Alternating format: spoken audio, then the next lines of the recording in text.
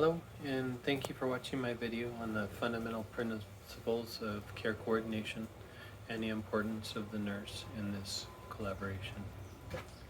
Care coordination is at the forefront not only of nursing practice, but it is now also a focus of government policy and fiscal policy.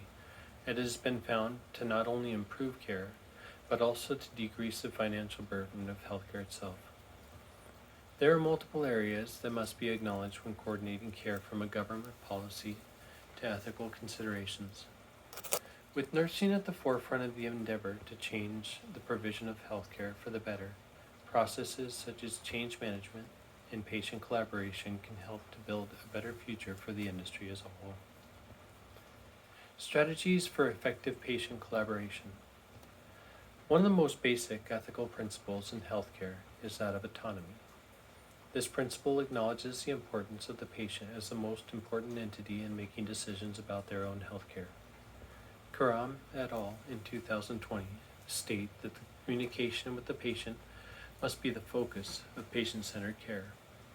They find in their research that this type of focused care leads to care plans that patients are better able to follow, which in turn lead to better outcomes. Karam also found in their research that nurses are often the providers most likely to be heavily involved in the coordination of care, and that the relationship between families, patient, and nurse was often integral in preventing medication noncompliance, exacerbation of chronic symptoms, and admissions to the acute care setting.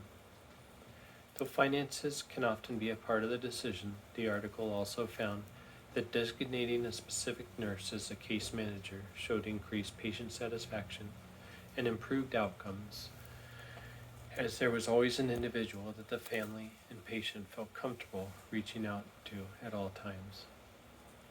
Another important strategy that was found in the research from Karam et al. Was that of home care. The research found that home visits were very helpful in not only building trust, but they also allowed the nurse coordinating care to better understand the needs of the patient and the caregiver. Home visits were found to be helpful in identifying safety hazards and other environmental factors that need to be considered in a patient's care plan. Change management and the patient experience. Abdel-Sattar and Regeb in 2022 studied the way that change management can affect the quality of care and potentially improve patient-centered care in their research. One of the tools in the study was a questionnaire presented to patients with multiple questions from the availability of staff, responsiveness to needs, and empathy toward patients. The study identified several areas of change management to see which were the most effective at increasing the quality of care and patient satisfaction. Of all the interventions, Abdel-Sattar and Regeb found that some of the most important change management interventions were to make changes in the structure of the organization, adjusting the technology and information systems, reorganizing of tasks, and also the incentivization of care and adjustment of wages. The greatest barrier to these changes was the resistance to change, which was often sufficient to actually stop the changes from occurring. The authors Abdel and Regeb describe the change in organization structure as an adjustment of relationships between management and staff with regards to responsibilities, values, and principles. The adjustment of technology referred to the concept of addressing patient satisfaction and job quality by bringing in effective technologies for communication and increasing the speed of task completion to increase productivity. Task management was defined by a reallocation of workload and an altering of the work environment in the organization or facility to best assist in improving quality indicators. Finally, the aspect of change management that was found to have the greatest effect on patient experience and improved quality of work was the increasing of wages or incentivization of tasks, which showed very high correlation with worker motivation.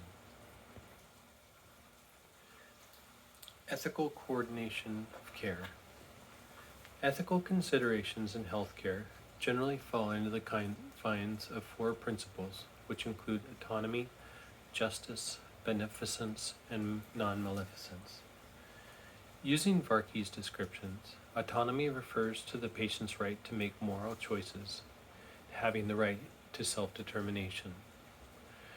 Justice is identified as the fair and equal treatment of all individuals with regards to differences such as social or economic status. The concept of beneficence is described as promoting the welfare of patients and making choices with their best interests in mind. The last principle of non-maleficence describes the need to do one's best to avoid causing pain or injury when caring for patients. When considering the principle of autonomy, it is assumed that the patient is capable of making decisions so that they may provide informed consent and dictate the path that their care takes. Some of the consequences that come when recognizing the principle of autonomy in care coordination are that the patient may actually have to have their rights taken away if they are deemed incompetent to make their own decisions. And they may not always choose the path of care that healthcare professionals may feel is the best option, despite education. Assumptions around the principle of justice include the often flawed idea that there is always enough services to go around, when in fact there are often many limitations. Varkey in 2021 notes that in this situation, there are not always enough to go around. Decisions must be made regarding who is likely to steward an organ transplant the best while allowing another individual who has waited longer to go without. At its core, the principle of justice allows for the most even distribution of care and resources to the individuals in need without consideration of their ability to pay, their past medical history, or their location. Yet ethical concerns can easily blur the lines between equality and fairness in many situations. Beneficence, Varkey points out, is the positive reflection of intention in the care of the patient. It is the moral desire and obligation to help others who are in need and do one's best to promote the patient's welfare. In the coordination of care, it is important that healthcare workers are focused on the importance of beneficence in their care. However, this also leads to the assumption that all people want to be saved, or that they even have their own best interest in mind. Beneficence and autonomy become an ethical conflict when patients choose to neglect their health through non-compliance with medications or dietary recommendations. The final principle of non-maleficence has been an integral part of healthcare practice since the teachings of the ancient Greek practitioners. The principle underlies most all treatments for patients and the provision of care, with the basic principle of doing no harm in treatment. A general assumption surrounding this principle is that there will always be an intervention available for a patient that will do no harm. A possible consequence of coordinating care with this principle in mind is that there must always be a risk versus reward consideration. Ethical conflicts may arise when a patient is at the end of their life and may need medications to relieve discomfort that may also hasten their passing. Healthcare policy and care coordination. Healthcare policies from the national, state, and local levels assist in providing guidance for patient care coordination. Policies such as Healthy People 2030 set national goals that influence the entire healthcare continuum by helping to set goals for healthcare provision and creating benchmarks for measuring progress toward these goals. According to the University of St. Augustine for Health Sciences, USAHS, these policies can also help to improve quality of care, assert privacy laws, and even prevent errors and improve communication in the healthcare system. HIPAA laws are some of the most widely recognized in the world of healthcare and play important roles in the coordination of care that impact patient experience and outcomes. These privacy laws dictate not only how information related to care coordination can be shared, but also with whom and by what means it can be shared.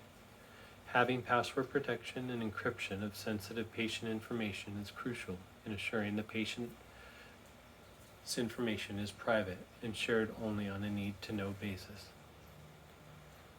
Other healthcare policies, such as the Affordable Health Care Act, ACA, have served to improve outcomes and patient experience by not only lowering the cost of healthcare insurance, but the Act has also done much to promote the concept of care coordination and its ability to moderate the cost of healthcare provision. The USAHS in 2021 state that the competition provided on the public market between the public and private insurance companies helps to decrease the cost of healthcare premiums, improve patient outcomes, and improve the overall experience of healthcare. The nurse's role in coordination of care. The role of the nurse in coordination of care cannot be overlooked. Though nurses have been coordinating care in their own daily activities for patients and other support staff, the idea of coordinating care has only recently been identified by the government and research projects as one of the most important ways that healthcare can be improved. Swan et al. In 2019 note the effective care coordination must include communication between staff members, patients, and families. The article also cites the importance of the RN in providing safe transitions from one care setting to the next, from one provider to the next, and also the ability of the RN to create relationships between the community and healthcare facilities that allow for individuals to take greater responsibility for their own healthcare needs. Swan et al. 2019 note that the RN is well qualified for the position of care coordinator in many settings, from ambulatory care to hospital discharge planning and case management. Karam et al. 2020 note that the RN often becomes the go-to person in a care continuum, and families will often reach out to the nurse with questions when there is an unresolved need. The strength of this relationship and the continuity of care coordination was shown in research to decrease the need for acute hospitalization, increase compliance with treatment protocols, and improve patient satisfaction. Though nurses have often provided care coordination along with other task-driven work that is needed of them on a daily basis, Swan et al. In 2019 note the importance of having nurses designated as case management or care coordinators offers far more time with patients and improved outcomes. Even health insurance companies are starting to see the great value in providing care coordination. The Centers for Medicare and Medicaid Services and the Veterans Health Administration have designated programs with the RN as an integral partner in the coordination of care. So in conclusion, the process of care coordination can be complex, and it must take into consideration social, economic, and cultural aspects of patients and their family. The RN is ideally trained for the position due to the ongoing communication that is needed in this position between patients, providers, families, and community resources. With a strong background and focus on ethics and government policy, nurses can help in coordinating care to make sure better outcomes and an ever-increasing quality and value for healthcare service. Thank you for watching.